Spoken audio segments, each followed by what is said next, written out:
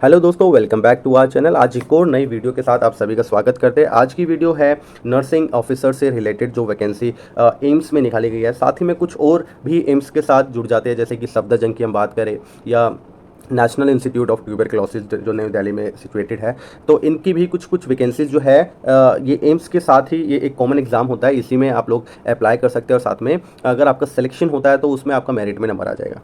अब इसमें आप लोग कौन कौन अप्लाई कर सकते हैं, कितनी फीस लगेगी, एग्ज़ाम कब होगा, किस पैटर्न में एग्ज़ाम होगा, साथ ही में एज क्राइटेरिया क्या रहेगा, कितनी एज के जो पर्सन है वो उसमें अप्लाई कर सकते हैं, हम सभी के बारे में इसमें बात करेंगे वीडियो में। आप हमारे साथ बने रहे। साथ ही में अगर वीडियो पसंद आती है तो दोस्तों लाइक कर देना, एंड चैनल पे पहली बार आप लोग आए हैं तो इसको सब्सक्राइब कर लेना, ताकि नेक्स्ट टाइम आपके पास इससे रिलेटेड कोई भी नोटिफिकेशन इमीडिएटली पहुंच जाए। तो सबसे पहले बात कर लेते हैं इस जॉब के बारे में। ये जो नर्सिंग ऑफिसर्स की जो जॉब होती है, जो एम्स के अंदर है, ये लेवल 7 की वैकेंसी होती है, यानी आप ग्रुप बी के ऑफिसर्स बनते हैं। इसमें सैलरी की बात करें तो लगभग अभी हम करेंटली बात करें दिल्ली में अगर आपकी जॉब लगती है, क्योंकि एम्स तो ऑल ओवर इंडिया बहुत सारे एम्स हैं, लेकिन अगर दिल्ली की बात करूँ मैं तो लगभग आपकी आज अगर आपकी जॉब दिल्ली में लगती है एम्स में तो 85,000 प्लस आपकी सैलरी बन सकती है। ठीक है।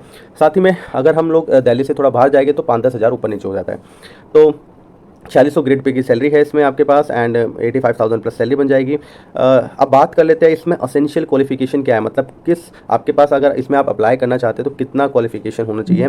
अगर आप लोग बीएससी नर्सिंग है या पोस्ट बेसिक नर्सिंग है, साथ में आप रजिस्टर्ड है किसी भी काउंसिल से, स्टेट काउंसिल से या फिर इंडियन काउंसिल से, जो ये नर्स एंड मिडवाइफ में होते हैं, अगर आप इनसे रजिस्टर्ड है या तो स्टेट या इंडियन नर्सिंग काउंसिल में, तो आप लोग इसमें अप्लाई कर सकते हैं। प्लस बीएससी या पोस्ट बेसिक नर्सिंग आपके पास होना चाहिए। और अगर हम बात करें डिप्लोमा वालों की, अगर जिन्हें जीएनएम कर रखा है तो ये लोग भी अप्लाई कर सकते हैं, लेकिन साथ में वही एक तो रजिस्टर्ड होने चाहिए या तो स्टेट से या फिर इंडियन नर्सिंग काउंसिल से। साथ ही में आपके पास 2 साल का एक्सपीरियंस होना चाहिए, वो भी एक इतने बड़ा हॉस्पिटल हो कम से कम जिसमें 50 बेड हो, मतलब सर्टिफाइड हो, 50 बेडेड हॉस्पिटल हो और उससे ज़्यादा का हो, और उसमें आपने 2 साल अगर एक्सपीरियंस आपके पास है 2 साल का, तो आप लोग इसमें अप्लाई कर सकते हैं अगर आपके पास जीएनएम है। और अगर आपके पास बीएससी है या फिर पोस्ट बेसिक नर्सिंग है तो फिर विदाउट एक्सपीरियंस भी आप लोग अप्लाई कर पाएंगे। एज की बात करें, एज जो है एम्स के लिए अगर पर्टिकुलर बात करें तो 80 to 30 ईयर्स आपके बिटवीन एज होनी चाहिए। यानी कि इसकी जो कट ऑफ डेट रहेगी एज के लिए, लास्ट डेट ऑफ अप्लाई जो रहेगी मैं बताऊंगा अभी आगे, लास्ट डेट ऑफ अप्लाई को आप 30 ईयर्स प्लस नहीं होने चाहिए। अगर आप 30 ईयर्स प्लस हो जाते हैं तो फिर आप इसमें एप्लीकेबल नहीं है। ठीक है। लेकिन अगर आपके पास जर्नल के अलावा ओबीसी, एससी, एसटी या अन्य कोई कोटा, जैसे एक्स सर्विसमैन या फिर आप किसी भी गवर्नमेंट जॉब में वर्किंग है, तो उसके बेसिस पे जो है यहाँ पे आपको कुछ रिलैक्सेशन मिलता है। वो रिलैक्सेशन भी आगे क्या है मैं आगे दिखाऊंगा आपको। अब बात कर लेते हैं फ़ीस की। अगर जनरल ओबीसी कैंडिडेट की बात करें तो 3,000 रुपये फ़ीस है, जो कि नॉन रिफंडेबल है। एससी एसटी कैंडिडेट, साथ में ईडब्ल्यूएस कैंडिडेट के लिए 2400 रुपये फ़ीस है, जो कि रिफंडेबल है सिर्फ एससी एसटी कैंडिडेट के लिए। एससी एसटी कैंडिडेट को जो है आफ्टर एग्ज़ाम, अगर वो एग्ज़ाम में अपीयर होते हैं तो उसके बाद रिज़ल्ट जब तक आएगा तब तक शायद उनकी फ़ीस जो है ये जो वापस कर दी जाएगी। बाकी किसी को फ़ीस वापस नहीं की जाएगी, ना ही ईडब्ल्यूएस को, ना ही ओबीसी को, ना ही जनरल को। और बात करें पर्सन विद डिसेबिलिटी, तो उनके लिए एग्जेम्प्टेड है यहाँ पे, मतलब किसी भी तरह की कोई फ़ीस उनको नहीं पे करनी है। और अब बात कर लेते हैं डेट ऑफ एग्जामिनेशन की। जो फर्स्ट डेट रहे, मतलब इसमें पहली बार ऐसा हो रहा है कि जो एम्स है नॉर्सेट एग्ज़ाम जो है 2 पार्ट में हो रहा है, एक स्टेज 1 एंड स्टेज 2।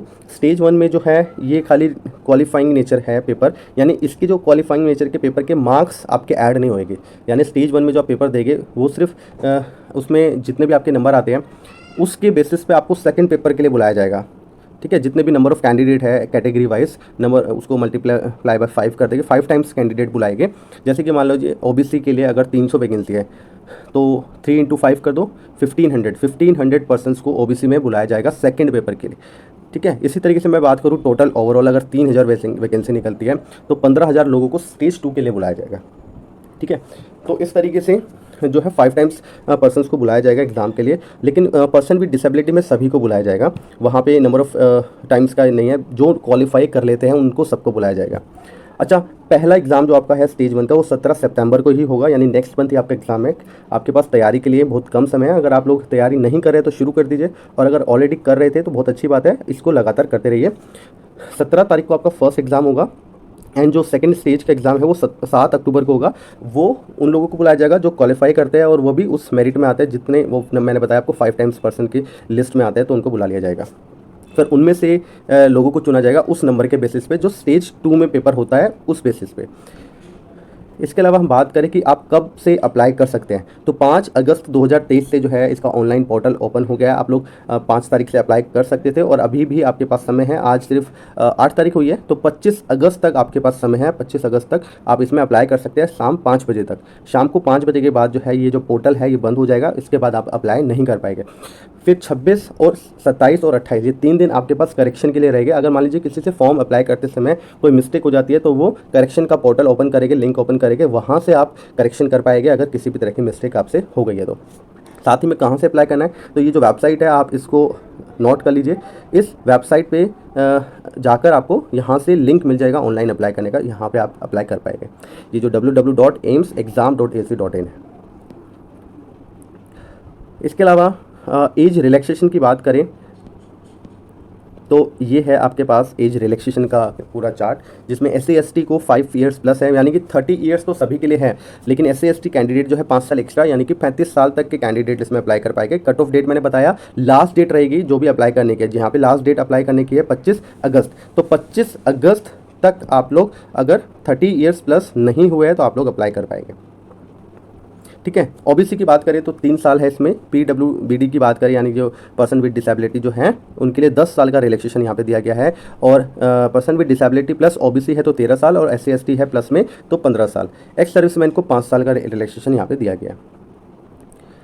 और अगर आप एक्स सर्विसमैन प्लस OBC है तो 8 साल का, एक्स सर्विसमैन प्लस SC/ST है तो 10 साल का आपको रिलैक्सेशन मिल जाएगा। इसके अलावा हम बात करें कास्ट कैटेगरी सर्टिफिकेट की, तो ये जो कास्ट सर्टिफिकेट जो होता है बेसिकली देखिए SC/ST में कोई दिक्कत नहीं आती है। OBC की हम जो बात करते हैं, OBC का जो कास्ट सर्टिफिकेट होता है उसमें उससे काम नहीं चलता है, आपको साथ में एक NCL सर्टिफिकेट भी सबमिट करना पड़ता है जो कि होता है नॉन क्रीमी लेयर सर्टिफिकेट। ये सभी लोगों का नहीं बनता है, जो भी OBC है सबका NCL नहीं बनता है। इसका एक क्राइटेरिया होता है, कुछ इनकम वगैरह प्रूफ होता है, जो कि शायद अभी का बेंचमार्क है 8 लाख रुपीज़, जो एनम आपकी सैलरी अगर ज़्यादा है, वो भी सभी के लिए नहीं, कुछ जो ज़मीन से इनकम होती है, यानी आपके दादा की जो ज़मीन है खेती बाड़ी से, इन सब चीज़ें से अगर आपकी 8 लाख से ज़्यादा इनकम होती है तो उस केस में फिर आप क्रीमी लेयर में जाते हैं, वहाँ पे आपका NCL सर्टिफिकेट नहीं बनता। या ग्रुप A ऑफिसर्स है आपके मम्मी पापा तो भी शायद आप OBC में NCL में नहीं आएंगे, OBC आप है लेकिन वो क्रीमी लेयर में आ जाएंगे। तो बाकी ये आपको बाकी डिटेल जो है आप अपने एरिया के जो डिस्ट्रिक्ट सेंटर है वहाँ पे जाके पता करेंगे तो आपको पता चल जाएगा, तहसील वगैरह में जाके। इसके अलावा ये जो मैं बता रहा था इसमें जो NCL OBC है, ये अगर आपके पास अभी नहीं है तो कोई बात नहीं, लेकिन ये क्योंकि 1 साल के लिए बनता है NCL सर्टिफिकेट, मतलब एक सेशन के लिए रहता है। जैसे कि 1 अप्रैल से नया सेशन शुरू होता है, 31 मार्च तक वो सेशन चलता है, तो 1 अप्रैल टू 31 मार्च तक के लिए एक ही सर्टिफिकेट होता है जब किसी भी डेट को वो बनाया जाए। तो इन्होंने क्लियरली कहा अगर आपका मान लीजिए लास्ट डेट तक भी आपके पास ये नहीं है NCL, तो भी आप अगर 31 मार्च 2024 से पहले का इशू अगर आपके पास है, चाहे वो 31 मार्च को ही क्यों ना इशू किया गया हो, वो भी यहाँ पे एप्लीकेबल होगा और आपको ये सबमिट करना पड़ेगा। लेकिन नेक्स्ट सेशन का आप देंगे 2024-25 का, मान लीजिए ये भर्ती जो है लंबी चलती है, आपको जब डॉक्यूमेंट वेरिफिकेशन के लिए बुलाया जाता है तो 2024 का जून आ गया, तो 2024 के जून में आप उस सेशन का बनवा के ले जाएंगे, इस सेशन का तो बनेगा नहीं, तो उस सेशन का बनवाएंगे तो वो एप्लीकेबल नहीं है, आपसे इसी सेशन का वो NCL सर्टिफिकेट मांगेंगे। तो अभी बना हुआ है तो अच्छी बात है, नहीं बना हुआ है तो बनवा लीजिए, और अभी नहीं बनवा सकते तो थोड़े दिन बाद बनवा लेना, पर बनवाना है इसी सेशन का आपको। आगे बात करते हैं EWS की, तो EWS में भी सेम है, मतलब वो भी एक सेशन के लिए ही बनता है, एक ईयर के लिए बनता है, 1 अप्रैल टू 31 मार्च तक के लिए बनता है। तो वो भी आपको 1 अप्रैल 2023 से लेकर 31 मार्च 2024 के बिटवीन कभी भी इशू हुआ है तो वो आप सबमिट कर सकते हैं, वो एप्लीकेबल रहेगा यहाँ पे। इसके अलावा वही सारी डिटेल है इसमें, अगर आपको और कुछ डिटेल से पढ़ना है ये पूरा तो आप लोग जो है इसको डाउनलोड कर सकते हैं, या फिर लिंक में हम एक मतलब कमेंट में एक लिंक प्रोवाइड कर देंगे, वहाँ से क्लिक करके आप ये डाउनलोड कर पाएंगे। इसमें और वही सब डिटेल दे रखी है कि आप कैसे अप्लाई कर सकते हैं, और OBC SC/ST ये सारे डिटेल बता रखी है। अच्छा, इसमें हम एग्ज़ाम की बात कर लेते हैं कि एग्ज़ाम जो रहेगा 2 पैटर्न इसमें रहेंगे, 2 स्टेज इसमें रहेंगे, स्टेज 1 एंड स्टेज 2। स्टेज 1 आपका 100 मार्क्स का होगा, 90 मिनट्स का वो पेपर रहेगा। इसमें आपको 20 मार्क्स की कुछ GK एंड मैथमेटिक्स वगैरह न्यूमेरिकल ये क्वेश्चन आएंगे, और बाकी 80 मार्क्स आपका सब्जेक्ट कंसर्न रहेगा। इसमें से आपको मिनिमम अगर आप जनरल कैटेगरी के हैं तो 50% लाने हैं, OBC ST है तो 45% लाने हैं, और SC/ST है तो आपको 40% लाने हैं। तो ये तो आपका क्वालिफाइंग का है। अब आपको मेरिट में आना है, वो बताया मैंने जो 5 टाइम्स वो पर्सन्स को बुलाया गया, उस मेरिट में आना है तो आपको नंबर ज़्यादा ही लाने पड़ेंगे इनसे। तो वही लोग इसमें आएंगे जो मिनिमम क्वालिफिकेशन तो ये होना ही चाहिए, प्लस आपको मेरिट में आना है तो आपको कुछ ज़्यादा ही नंबर लाने पड़ेंगे। अब वो 5 टाइम्स जो लोगों को बुलाए गए उनको फिर सेकंड स्टेज के लिए बुलाए गए। सेकंड स्टेज में भी 100 मार्क्स का ही पेपर होगा, 90 मिनट्स का ही पेपर होगा, और ये पूरा का पूरा 100 मार्क्स सब्जेक्ट कंसर्न रहेगा, मल्टीपल चॉइस क्वेश्चन रहेंगे, इसमें अदर क्वेश्चंस नहीं पूछे जाएंगे, और इसी पेपर के जो मार्क्स आपके रहेंगे उनके बेसिस पे आपका सिलेक्शन होगा, उसी के बेसिस पे आपका यहाँ पे जो है कट जो मेरिट बनती है वो इसी के बेसिस पे बनेगी, सेकंड स्टेज के बेसिस पे। अब इसमें हो सकता है कि पेपर आपका 2-3 शिफ्ट में हो, आपका नहीं, मतलब अलग अलग पेपर जो है मल्टीपल शिफ्ट में हो, जैसे कि एक ही दिन में सभी कैंडिडेट एग्जाम नहीं दे पाते क्योंकि ज़्यादा कैंडिडेट्स होने की वजह से, तो उस केस में आपके कई शिफ्ट में एग्ज़ाम होते हैं। तो हो सकता है आपका इवनिंग में हो, मॉर्निंग में हो, या आपका 25 को, उनका 26 को हो, तो जब भी होगा तो अलग अलग डेज में जब एग्जाम होते हैं तो फिर उनका नॉर्मलाइजेशन किया जाता है, और उन नॉर्मलाइजेशन क्योंकि उस दिन किस तरह का पेपर आया उसका लेवल निकाला जाता है, सेकंड डे जो पेपर आया उसका क्या लेवल था, थर्ड डे जो पेपर आया उसका लेवल क्या था, इवनिंग का, मॉर्निंग का, इस तरीके से शिफ्ट वाइज या डे वाइज जो है नॉर्मलाइज किया जाता है, और उनके बेसिस पे एक कॉमन मेरिट बनाई जाती है। तो उस नॉर्मलाइजेशन के बाद जो लिस्ट बनेगी उस पर आपका सिलेक्शन किया जाएगा।